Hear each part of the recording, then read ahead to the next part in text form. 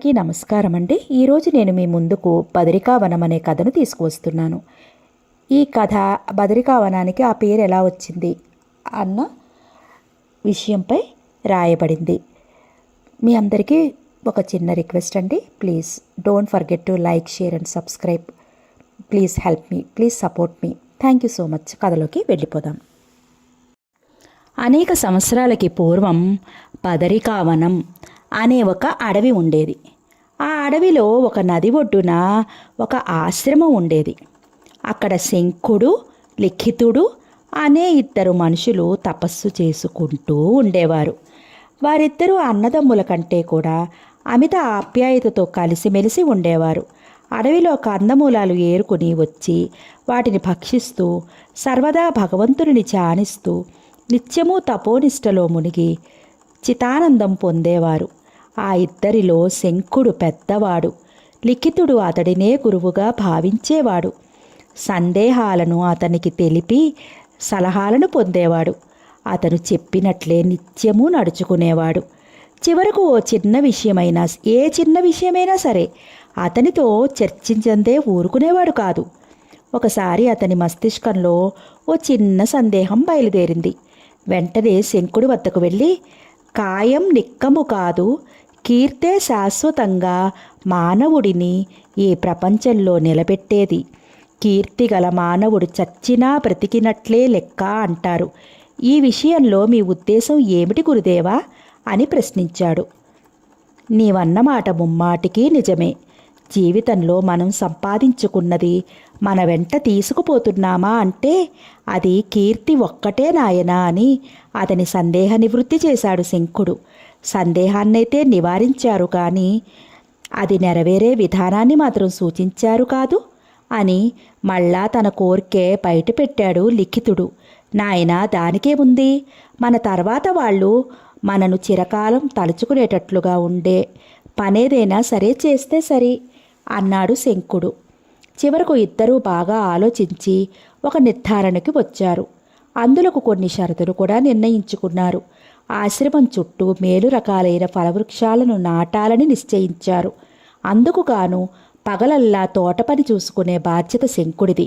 ఆ సమయంలో పూజా ద్రవ్యాలు, కందమూలాలు సేకరించే బాధ్యత లిఖితుడిది. సాయంత్రం సమయంలో లిఖితుడు తోటపని చూసుకోవాలి. శంఖుడు కందమూలాలు వగైరాలు సేకరించాలి. ఒకరితో ఒకరు చెప్పకుండా ఏ పని చెయ్యరాదు అని కొన్ని నిబంధనలు ఏర్పరచుకున్నారు. అనుకున్న ప్రకారంగా ప్రొద్దున జామున చెట్లకు నీళ్లు పోయటం, కలుపు తీయటం శంఖుడు చూసుకునేవాడు. కందమూలాలు సేకరించి పూజా ద్రవ్యాలు, అగ్నిహోత్రం వగైరాలు లిఖితుడు చూసుకునేవాడు. సాయంత్ర సమయాల్లో లిఖితుడు తోట పని, శంఖుడు పూజా ద్రవ్యాలు, భోజన సదుపాయాలు చూసుకునేవాడు. ఈ విధంగా కొన్ని సంవత్సరాలు గడిచాయి. గురు శిష్యుల ప్రయత్నాలు ఫలించాయి. ఎన్నాళ్ల నుంచో ఎదురు చూస్తున్న వసంతలక్ష్మి వనంలో తాండవం చేసింది. కోయిలలు ఆమె నాట్యానికి పారవస్యంతో కమ్మరి కంఠాన్ని విప్పి అతి శ్రవణానందంగా పాడాయి. అనేక రకాలైన పక్షులు తోటలో కళకళలాడేవి. తోటలోని చెట్లు ఫలభారంతో వంగి అతి వయ్యారంగా చిరుగాలిలో ఊగసాగాయి. ఆ రోజు పున్నమి. సూర్యాస్తమయం కావచ్చింది.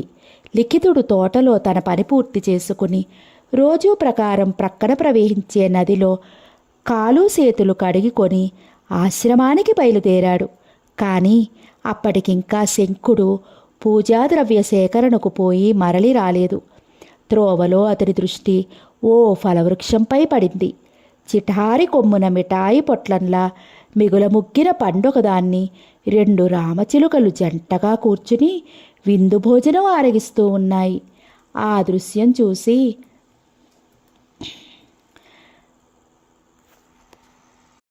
ఆనందిద్దామని మరి కాస్త చెట్టు దాపుకు జరిగాడు.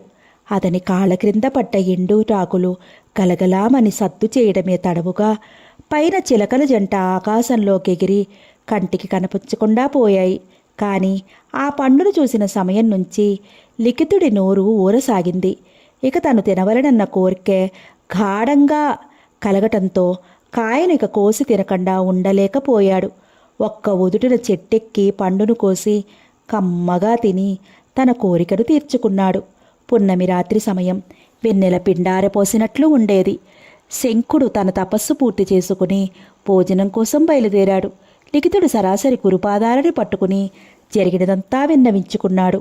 అంతేకాక శంకుడిని క్షమాపణ వేడుకున్నాడు.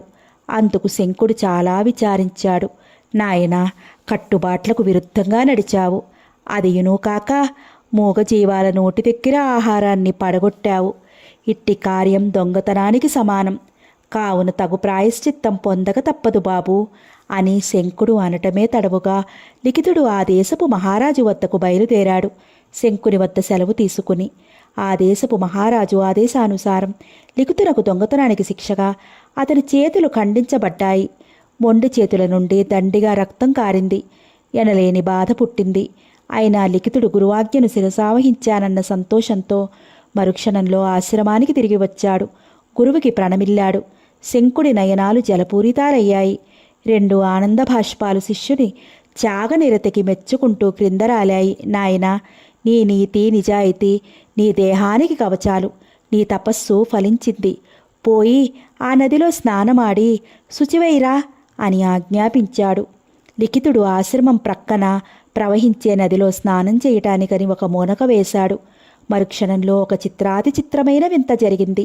లేచి తనను తాను చూసుకుని తన కన్నులను తాను నమ్మలేకపోయాడు. చిత్రమేమంటే పోయిన తన చేతులు మరలా యథాస్థానంలో ఉన్నాయి. అమితానందంతో గురువు పాద పంకజాలపై పడ్డాడు. శంకుడు శిష్యుడిని చూసి, నాయనా, నీ నీతి నిజాయితీలు భగవంతుడు కూడా గమనించాడు. నీ జన్మ చరితార్థము. నీకు ఈ చేతులను ప్రసాదించిన ఈ నది బహుదా అని పిలువబడుతుంది గాక. ఈ ఆశ్రమ ప్రాంతమంతా బదరికావనమని పిలువబడునుగాక అని దీవించి గాఢంగా ఆలింగనం చేసుకున్నాడు పుత్రవాత్సల్యంతో. సమాప్తం.